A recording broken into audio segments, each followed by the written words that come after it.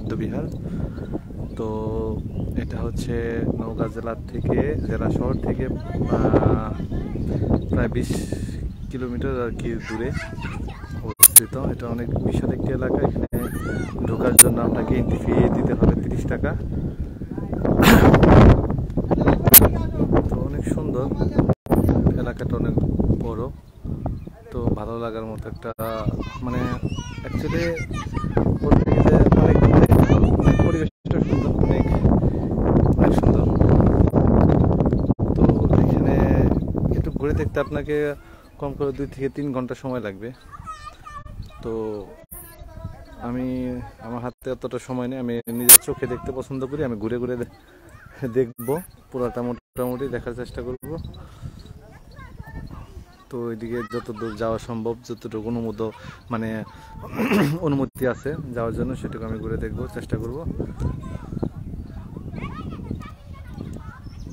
ওইটা আগে নাকি ওটা উপরে উঠতে দিত, এখন নাকি উঠতে দেয় না, তাই শুনলাম আর কি।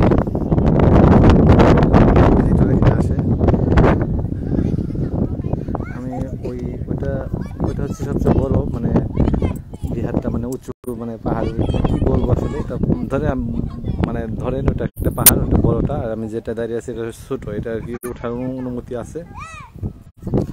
এগুলো হচ্ছে প্রাচীন আমলের ইট দিয়ে তৈরি করা। আসলে কিভাবে কি করছিল আল্লাহ ভালো জানে। তো এইটা আমি ঘুরে দেখবো।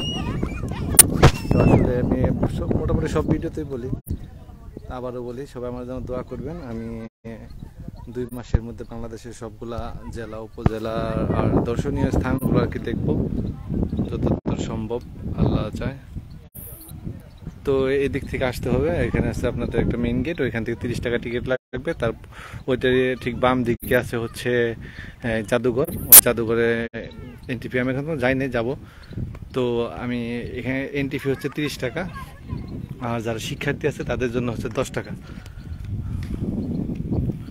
তো এটা ছোট, এখানে অনেক বিশাল বড় এলাকা, ওই দিক থেকে শুরু করে ওই পাশ থেকে শুরু করে ওই দিক ওইটা হচ্ছে মেন ইয়া। আমি ওটা দেখবো ঘুরে, ঠিক আছে। তো আমি জানি না কতটুকু দেখাইতে পারলাম, কতটুকু তথ্য দিতে পারলাম। আসলে এই ভিডিওটা আমি অত ভালো করতে পারি না, অত ভালো আমি আসলে পারি না। আর আমার ফোনটা সরি